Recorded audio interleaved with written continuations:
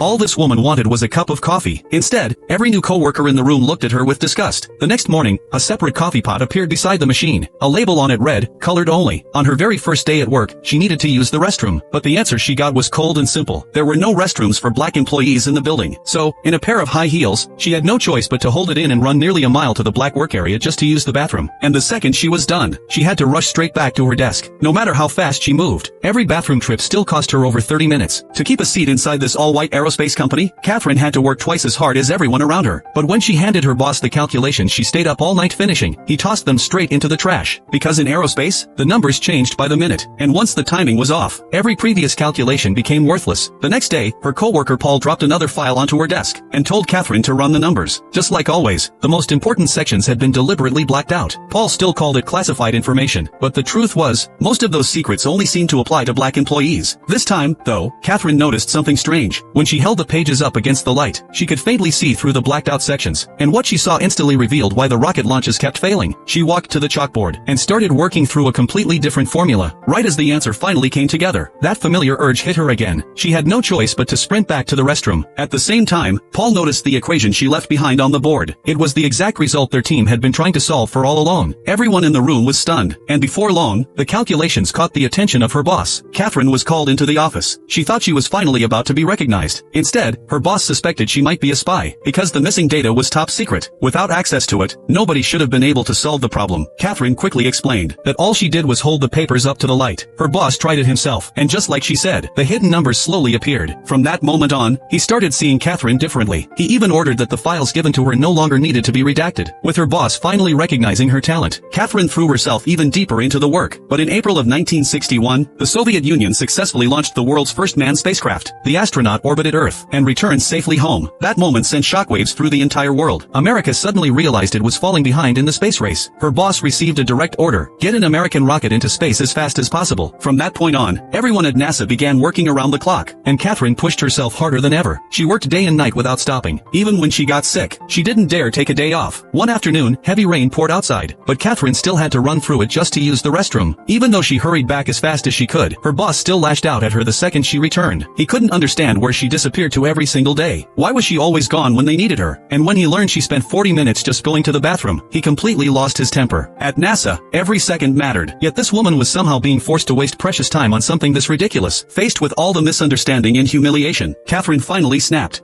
There are no colored bathrooms in this building, or any building outside the West Campus, which is half a mile away. Did you know that? And a simple string of pearls. Well, I don't own pearls. Lord knows you don't pay colored enough to afford pearls.